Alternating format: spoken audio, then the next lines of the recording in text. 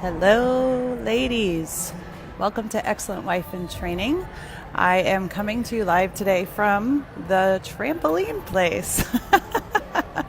This may be a monthly doing as I am here once a month with my kids during a discount afternoon for homeschoolers. So I'm also going to hold this microphone closer to my mouth to try to drown out a little bit of the noise. If this is your first time joining us, I am Jill Ragg, and I am thrilled to have you here.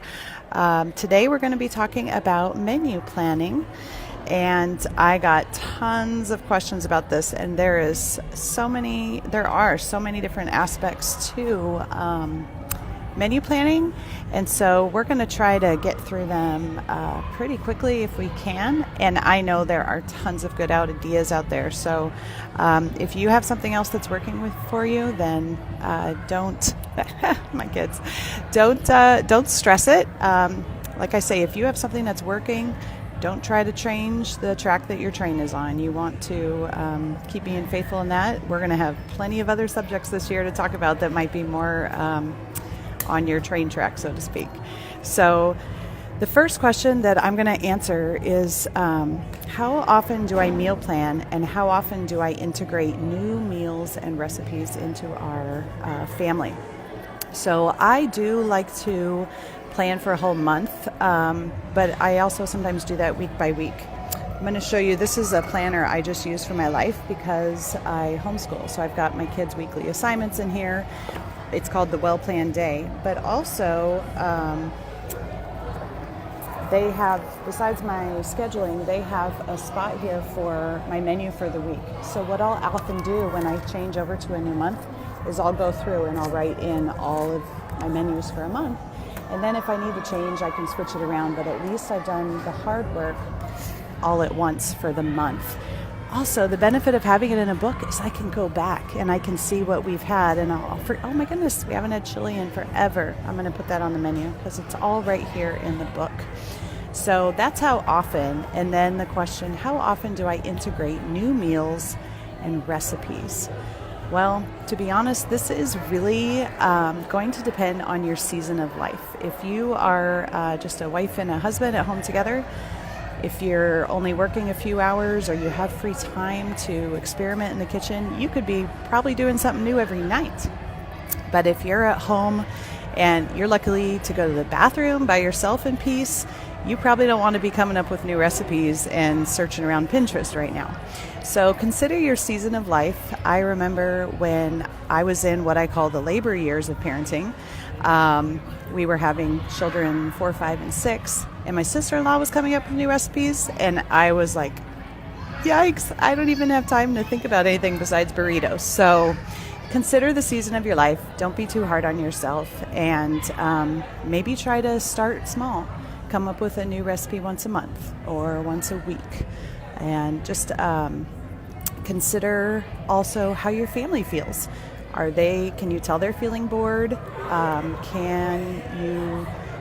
Are they really excited when you make something new? So always seek to love your family with the kinds of meals that you're coming up with. I can see some happy faces and some hands. Yep, that's me. So, mamas with lots of babies and little ones, don't be hard on yourselves, and do not play the comparison game with the mamas whose kids are older and have more time to think about these things and even to be in the kitchen. So, another question, is there a day of the week where I sit down to plan my meals, and do I go shopping on a specific day of the week? Now, if you think about a target, we're always aiming for something, but keep in mind, some of these tools that I recommend, they're not a taskmaster with a whip over your back. They are goals that you're aiming for. You're aiming for the target. So sometimes you're going to hit it and sometimes you're going to fail, but don't let it be whipping you on the back. So I bring that up because it is pretty ideal for you to clean out your fridge one day, write your meals the next day, and kind of break up the tasks that way, and then go shopping the next day. So if you're really on it, you might forget, or not on it, you might forget to, sorry, I'm getting messages. you might forget to clean out your fridge before you get home with all the groceries. So that definitely happens to me frequently, and my family's wondering where to shove stuff. But I do like to plan my meals we get paid on Saturday. So I'll plan them on Saturday or even early Sunday morning. And then I frequently go shopping after church because church is closer to Costco. That may be totally different for you. So just see if you can spread out those tasks a little bit, especially if you're distracted with caring for little ones. And if you can, remember to clean out your fridge of old stuff. That just keeps it from molding for another week. Let's see. Oh, also, this is good. When my kids were younger and I was in those labor years, I had a group of them that went to Wednesday night club at our church, and so that was the night I went grocery shopping. I didn't want to be gone when Mark was home because our time together and him with the kids was small. So I would try to go in the day, but ideally when they were young, I went out at night when my husband was busy at church and my older children were busy at church, and just me and the little ones would go to the store and get the grocery shopping done during club night. So that worked out really, really well for me. Think of a time when you can go, perhaps, something like that. Now, you moms today have Walmart pickup. That's amazing. Some of us feel like we raised children in the dark ages because we didn't have Walmart pickup. Okay, so next question. Do I have a Taco Tuesday or that kind of thing for different days of the week? Yes, and I love it. I love assigning things, taking out as many decisions as I can to just make things simple. Last week I talked about it a little, but I'll rehash that. I like to choose our top 5 breakfasts and assign them a day of the week. Our top 5 lunches and assign them a day of the week. And line them up, try to spread out the carbs, that kind of thing for the children. Spread out the healthy and maybe less healthy. And then we eat those same things every week. So the kids will say, it's Tuesday, we're hungry. And I don't have to think, oh, what do we have? What am I going to make? Oh, it's Tuesday. I know that we're having boxed macaroni and cheese or whatever it may be because it's Tuesday. And so it helps my mind to remember. And it takes those decision-making things out of your day. When I'm grocery shopping, do I have what I need for Tuesday? Oh, no, I bought a whole bunch on sale last week. I'm good for Tuesday. So that's super helpful. Also, Taco Tuesday, I do love Taco Tuesday, but I rotate it. We will have tacos one week, we'll have taco salad one week, we'll have burritos, so it's more like Mexican-inspired Tuesday. Just doesn't have the same ring. We also have very quick Wednesday meals. A couple years ago, my husband and I decided to just always make chicken and fries on Wednesday because we were running out to kids club at church. When they got really tired of the chicken and fries, we moved on to pizza pockets. Just something easy my teenagers can even do for the younger ones. So just try to streamline and simplify and use repetition, maybe even for a month, and change it up month to month. But be as easy as you can on yourself like that. Let's see, I'm going to talk about that later too. Also on Thursdays, I have something that my older children can make. I need that to be a little easier because I run out to Bible study and sometimes I'm teaching and my head's over in the clouds.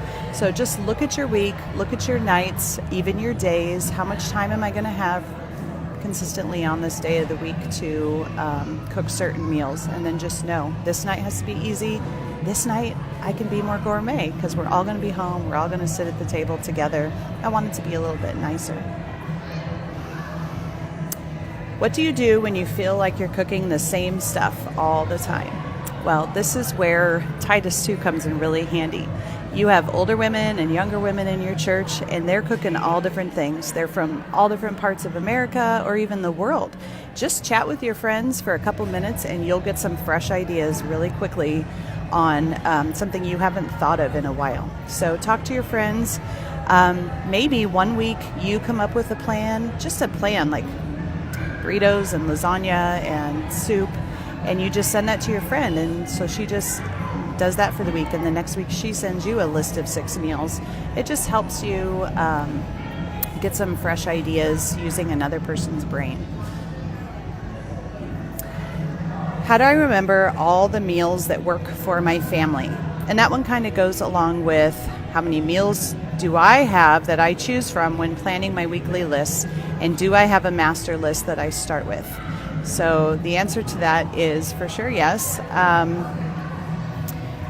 I have a master list. It looks like this, and I have it grouped by meat or no meat. So ham, Mexican, chicken, turkey, pork, Chinese food, Italian food, beef, and then I even have some lunch ideas that we like and some breakfast ideas we like.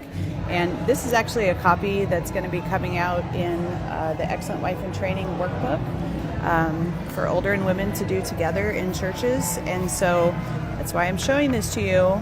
That workbook will be coming out. But it's going to have this list in it, and then it's also going to have one of these for you that's blank so that you can write down all the meals that your family loves, and you will have a record of it as well. And then my list can help jog your memory. So that's a pretty long list that I have to choose from, and I could probably think of 6 things that aren't even on here that we like to use a lot. All right, next question. Do you plan your hospitality into your meal plan? And how do you handle unexpected visits? Yes, if I know that we are going to be having company over that week, I will for sure plan it into our menu, to our budget. And you know what? People are not coming to see your house and have you make a gourmet meal. It really, I have found, doesn't matter at all what you serve to people as long as they're not allergic to it. So, I mean, you can go as simple or gourmet as you have time for, and your company is going to be thrilled because 1, they're not home making dinner, and 2, because you'll be serving them with a gracious heart. And so go as simple or as gourmet as you and your husband have agreed to, which is another point.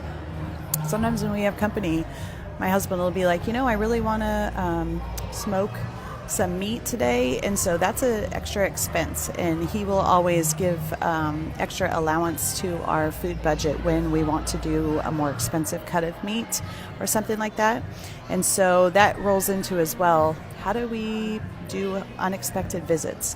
And that's where my husband has a little padding built into our budget to cushion when our food budget has to go over, so that we can be extending hospitality to friends, family, people in our church, and even strangers, missionary families. Sometimes those things are unexpected.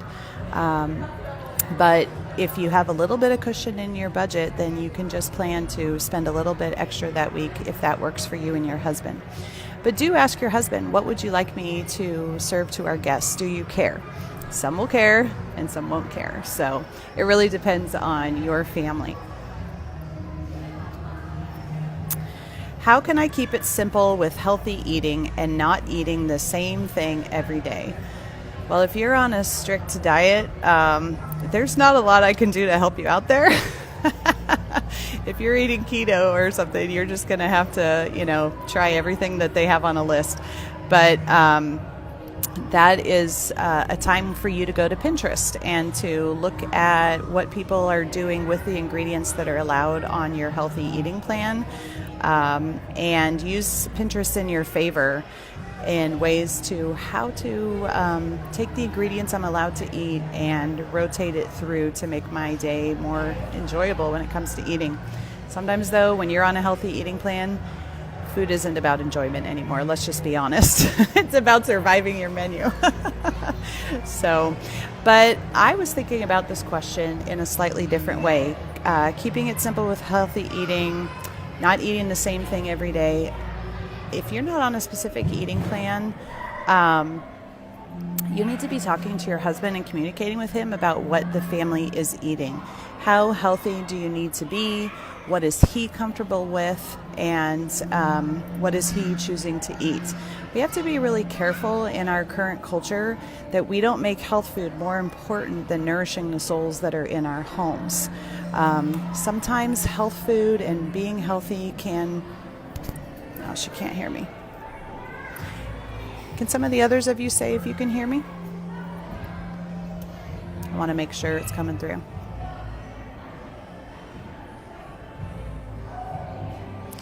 All right, I'll keep talking. Health food has become an idol in a lot of hearts. that we have to eat healthy or else. Thank you, girls. I'm sorry you can't hear me, Angie. Oh, good. So we have to be careful that we have balance in all things, including our health food. And a lot of godly people have told me to be balanced and to defer to my husband as well. So my husband, he loves meat, he loves Mountain Dew, he loves nachos.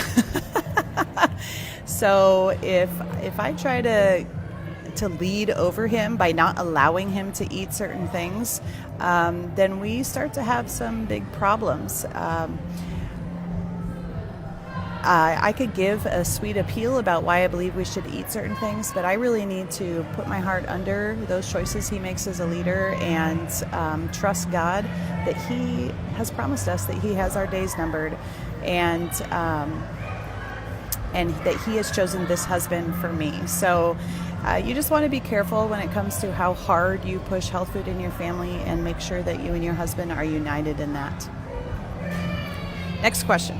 What are some of my favorite budget-friendly recipes to share with others? The way I'm reading this question is meals that I am taking to other people, maybe when they are sick or they've had a new baby. So what are some of my favorite budget-friendly recipes to share with others? So what I like to do when someone has asked for a meal is to either make a big pot of something that will also be shared with my family, so stew or a chili, might depend on if they're having a baby or they're sick, along with some good bread and a little bit of dessert. Also, I like to do chicken with some kind of topping, maybe like a chicken brine with some garlic pasta. I'll take a bag salad and a loaf of bread, and just enough dessert for everyone to have like two, because a lot of families don't want a whole double recipe of cookies when they're getting meals every other night. So just try to take that into consideration. Also, I know when we had a child once, we got a marinara pasta like every other night. So when I go to sign up for a meal, I usually will never sign up for like a baked ziti, because a lot of other people will do that. So I've just decided for me that will not be the one I do.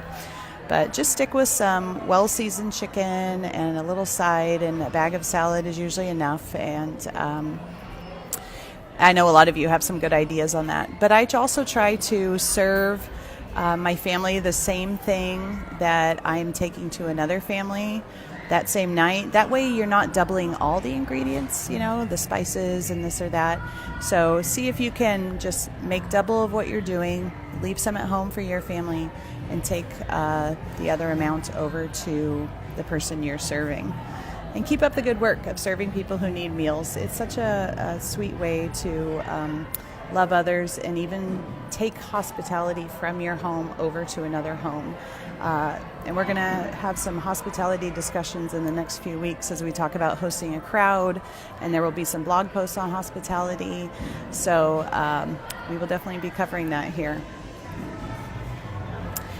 This question, when I got it, I was like, this is so perfect. Sundays are my hardest days to meal plan.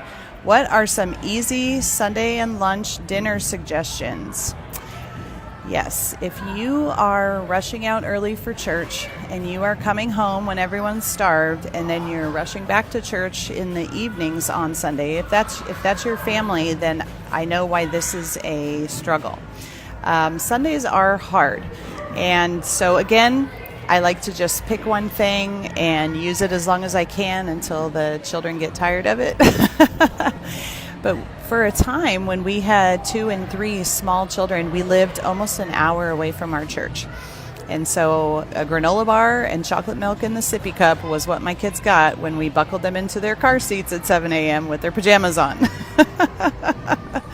So, if you have time to put together something healthier than that, go for it. But we always do a very quick breakfast at our house, not a sit-down breakfast, because we don't like to be late. So we try to do easy breakfast on Sunday. What about lunch? Again, if you live that far away from church, you're either going to need to pack a lunch to serve your kids right after lunch, or eat in the car, or you're going to have to commit in your budget to eat out every Sunday.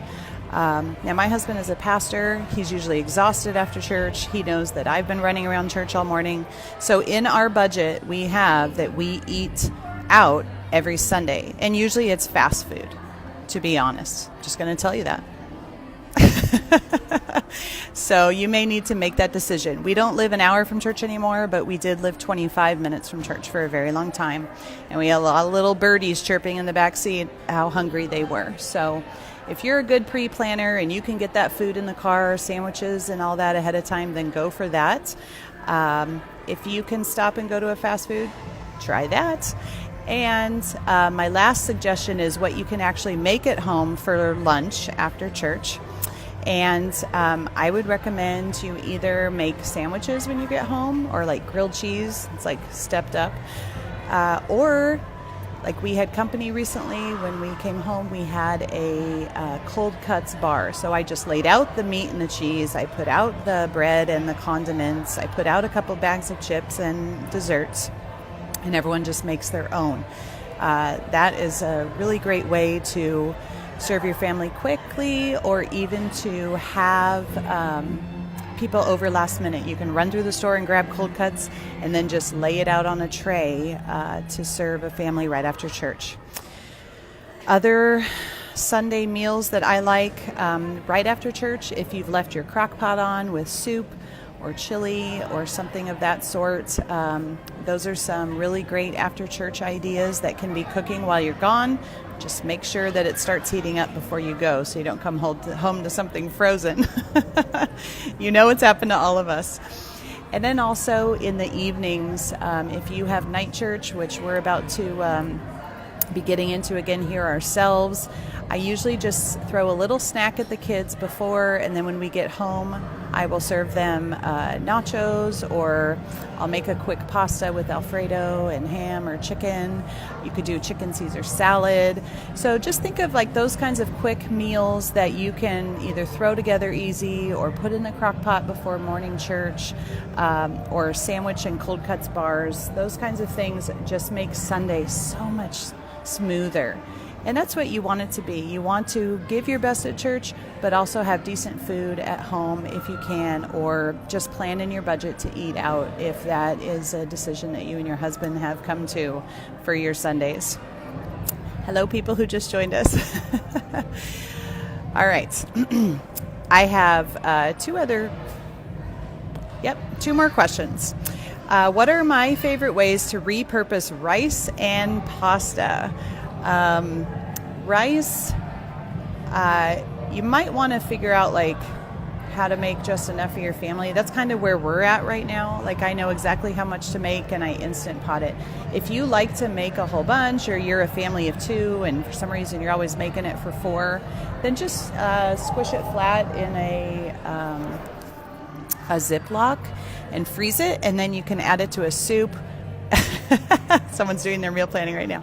You could add it to a soup, or you can make some, what's the word? My son's like crawling over here.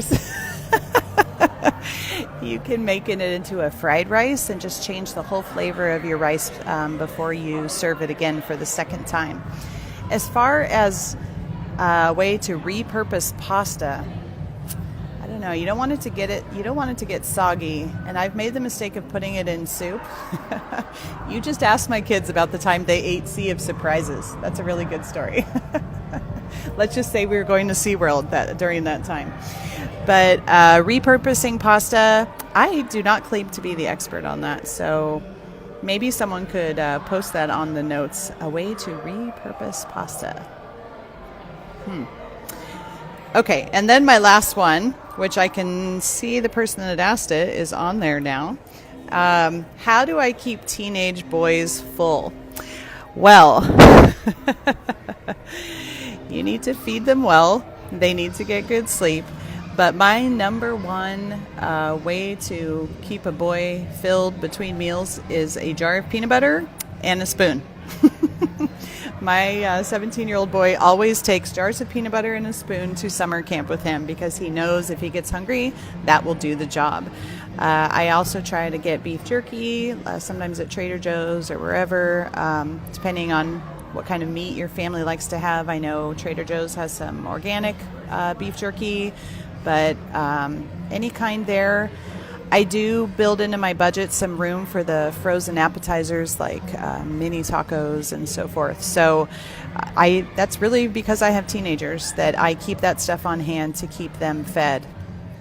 But I also, if I put out a bag of carrot sticks or a bowl of fruit, a plate of fruit, I notice that they do walk by and nibble it. So sometimes just setting that stuff out around the time they're hungry, it may not be their first choice, but they'll come by and start eating it if it's what's laid out. It's called the seafood diet. They see food and they eat it. So try it, see if it works for your kids. Carrot sticks, apple slices, watermelon, and then I will usually pick one carby type snack every week that I keep in the house, especially based on the Costco sales. So keep a bowl of stuff. That works out well. So 1 week we'll have Cheez-Its, and 1 week we'll have, the Skinny Pop kind of stuff. So we just try to keep a good supply of those things around, and then we have to go through and clean through it and offer everyone the leftovers. But I also wanted to say, feeding teenagers, especially teenage boys, is a really good question, and I bet there are some really great ideas out there. So I am going to put that question on the story, and then once I get a whole bunch of answers, I'll post the answers to what you do to keep teenage boys full. And we'll post that for all of you to see. So we ran through a whole bunch of questions and had a whole bunch of ideas. I hope some of those helped you. Even just one would be fabulous. And I hope to hear from you guys on Excellent Wife in Training. Keep up with the messages, the questions in between. But while I have you, before you go, I want you to know that January is a month where we have kind of a fifth week built in there. And so I'm going to have themes. Next week's theme for this live is hosting a crowd. And I have a little video for early in the week that I'm going to show you from my sister-in-law and I. But the last week, because it's a fifth week, we are going to, it's going to be a free-for-all. You can ask me any question on a fifth week. Someone just asked me if I'm coming live from Costco. I wish. It's my favorite store. I am actually at the trampoline place. Today is a discount homeschool day, and so I'm guessing every second Thursday I will be coming to you from the trampoline place. So thank you all for joining, and start your minds thinking about questions about hosting a crowd, because that's what we'll be talking about next week. And we will be saving this for you so you can go back and watch or share it with friends. Thank you so much, and God bless you this week as you seek to put together meals to feed your family and show them love that way.